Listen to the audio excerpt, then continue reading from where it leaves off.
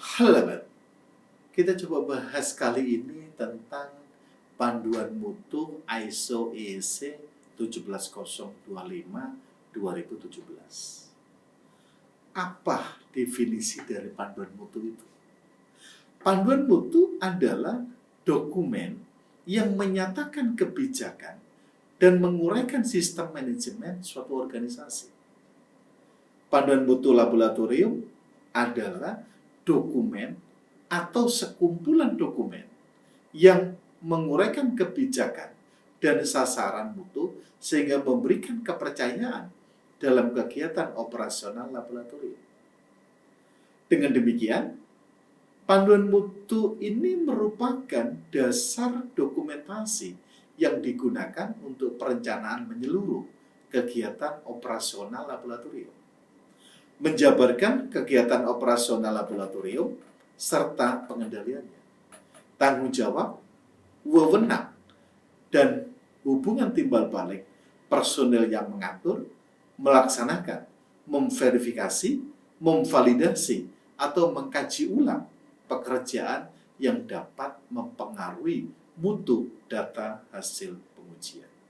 Tujuan dari panduan mutu ini merupakan memberikan informasi kepada pelanggan asesor personel laboratorium bahwa kewajiban dan sasaran telah diterapkan sesuai standar sistem manajemen. Manfaatnya sebagai dokumen pengendali semua aspek sistem manajemen. Acuan internal dan eksternal audit sistem manajemen. Untuk pelatihan personel laboratorium merupakan sistem komunikasi yang terencana sehingga sistem manajemen dapat diterapkan berhasil guna di semua tingkatan organisasi laboratorium. Untuk memenuhi persyaratan akreditasi dan yang terakhir menjadi alat pemasaran. Adapun isi panduan mutu adalah kebijakan dan sasaran mutu laboratorium. Kita itu mau jadi apa dan mau kemana. Ini harus tertuang di dalam panduan mutu. Struktur organisasi laboratorium. Harus ada manajer puncak, manajer mutu, manajer teknis, manajer administrasi, penyalian, dan lain sebagainya. Tanggung jawab dan wewenang personel inti laboratorium tersebut. Kebijakan dan pernyataan yang jelas tentang bagaimana laboratorium menerapkan setiap aspek sistem manajemen sesuai SNI ISO EC 17025-2017 yang meliputi persyaratan umum, persyaratan struktural, persyaratan sumber daya, persyaratan proses, dan persyaratan sistem manajemen. Adapun pendekatan penyusunan panduan mutu ini menyesuaikan sistem yang ada di laboratorium. Dia mempunyai kelebihan, yaitu memudahkan penyusunan untuk menciptakan hubungan antara panduan mutu dengan kegiatan operasional laboratorium. Namun kelemahannya, tidak semua kegiatan laboratorium mencerminkan seluruh elemen-elemen dalam SNI ISO EC 17025-2017. Pendekatan yang kedua yaitu sesuai standar sistem manajemen. Ini kelebihannya memudahkan penyusunan dan menyesuaikan panduan mutu dengan persyaratan standar yang ada sehingga menyederhanakan pelaksanaan audit internal dan kaji ulang manajemen. Kelemahannya tidak mudah mengekspresikan sistem yang sudah ada di laboratorium untuk diterapkan sesuai dengan elemen standar sistem manajemen. Personil lab sulit menghubungkan standar sistem manajemen dengan tugas sehari-hari. Tahapan proses dalam pembuatan panduan mutu laboratorium adalah pembentukan tim penyusun yang meliputi para manajer. Jadwal penyelesaiannya kapan? penulisan elemen panduan mutu, dan penetapan format yang dipakai. Rapat tim penyusunan dan personel inti laboratorium. Penyusunan konsep akhir, persetujuan, dan pengesahan panduan mutu oleh top manajemen.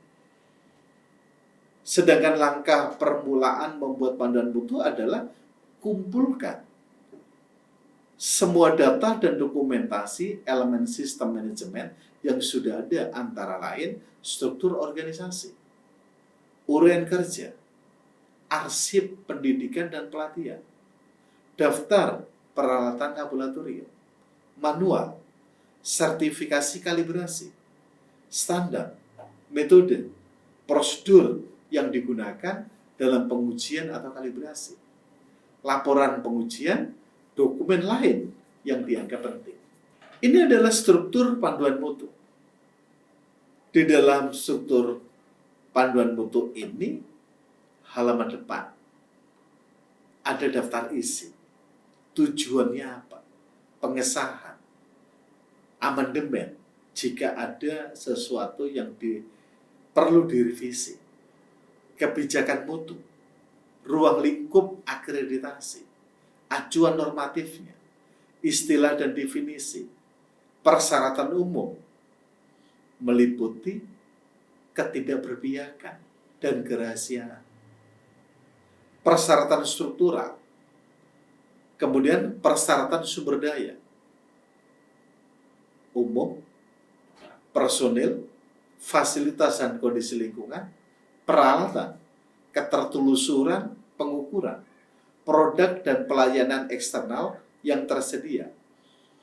Kemudian persyaratan proses, yaitu kaji ulang permintaan dan kontrak, pemilihan, verifikasi dan validasi metode, pengambilan sampel, penanganan sampel uji, rekaman teknis, evaluasi ketidakpastian pengukuran, kepastian validitas hasil, pelaporan hasil, pengaduan, pekerjaan tidak sesuai, pengendalian data dan manajemen informasi.